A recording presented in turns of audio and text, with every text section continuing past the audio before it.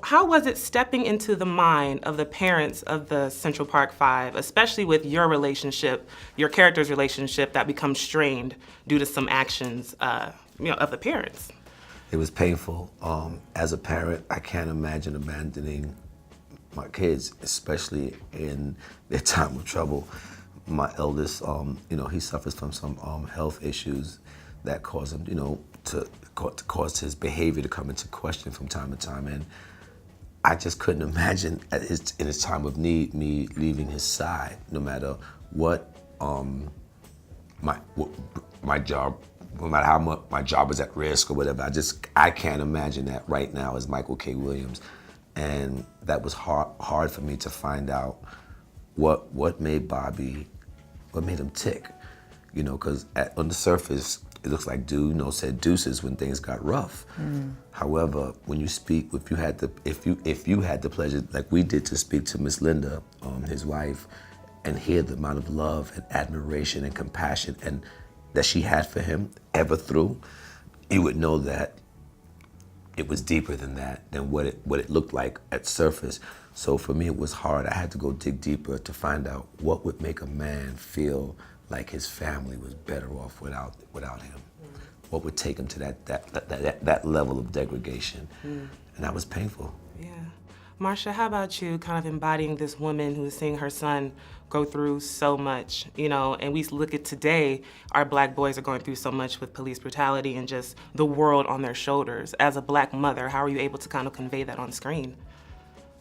Well, it was very telling when we spoke to Miss Linda. Her first couple of lines, she said, "I don't like to talk about this," which I understood. But then she talked for like a couple of hours. And I think a big part of it for her was that she kept saying, because I think I asked her, how did you get through your days? She said what was very difficult for her was even eating. She said she got down to, I think, 93 pounds or something like that. She's already a little woman. She got down 93 pounds. She said it was very hard for her to eat, for her to think, to sleep, to work, to do anything, knowing her child was away. And I honestly cannot really imagine that, because I think it's such a tough position, a painful position to be in. And I've never been in, I hope I never have to be in a position like that. But I tried to think of the kind of love that would help her sustain, just keep going. She said she couldn't give up. Even when Antron himself said he was giving up, he wanted her to stop fighting, to stop trying, to stop coming to visit him. She was like, never. She said, "I never will give up on you." And that, to me, was the most important thing, that she just never gave up on him. She had her conviction, she knew her child, and she knew he hadn't done this thing. And so to her, that's what saved her, and that was her food, and that was her water for years, because she literally stopped eating. Right. Yeah. How was it for both of you working with Ava DuVernay on this project and seeing her vision of this particular story?